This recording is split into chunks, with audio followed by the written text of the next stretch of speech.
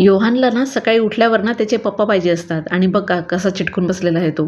आणि त्याला चिटकून राहू दे तोपर्यंत मी इथे पटकन पाणी पिऊन घेतलं आणि आपले लागले कामाला.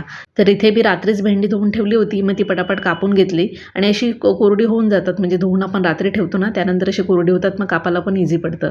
आणि मग त्यानंतर मी फोडणी द्यायला तयारी केली. तर तुम्हाला तर माहितीच आहे की भेंडीची भाजी मी विदाऊट कांदा लसूणची बनवते आणि मी ही रेसिपी तुम्हाला शेअर पण केलेली आहे. आणि भेंडीची भाजी ना मला जास्त तर विदाऊट कांदा लसूणचीच आवडते, म्हणून मी नेहमी अशीच बनवते.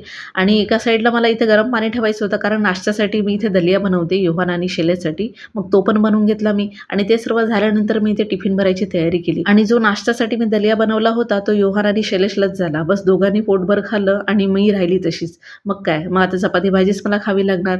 मग सर्व आवरलं, पटापट टिफिन वगैरे भरून घेतला आणि मग नाश्ता करून घेतला. आता इथे बघा, शैलेश गेल्यानंतर ना योहान इथे 5 मिनिटं तरी ना दरवाजाजवळ उभा राहून रडत बसतो. मग मी पटकन नाश्ता वगैरे करून घेतला आणि इथे चादर सर्व आहेत ना जे मध्ये ठेवायचे होते, हे शैलेश ना फक्त घडी करून ठेवून देतो बेडवर, काय मध्ये ठेवत नाही. मग हे सर्व ठेवून झालं आणि मग त्यानंतर योहानला मस्त आंघोळ घातली. आणि इथे बघतायत कसा थंडीने असं झोपून राहिल्यासारखं आहे. आणि पटापट मग त्याचं अंग पुसून घेतलं आणि कपडे वगैरे घातले त्याला आणि त्याला मी खेळायला सोडलं.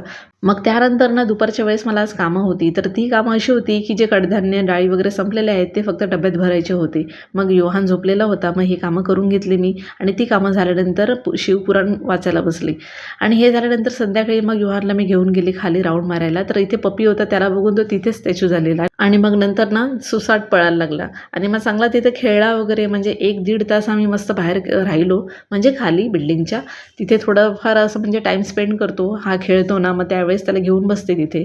आणि मग ते झाल्यानंतर घरी आल्यावर मग जेवणाची तयारी केली. मग पटकन मी एका साईडला डाळ ठेवून दिली आणि आज मिरचीची भजी खायची आहे मला, त्याकरता मी इथे मस्त भजी काढली आणि एक सिमला मिरची पण बनवली, म्हणजे योहान खाईल त्या हिशोबाने. आणि मग छान जेवण करून घेतलं. चला तर मग भेटूया पुढच्या ब्लॉगमध्ये, तोपर्यंत बाय बाय.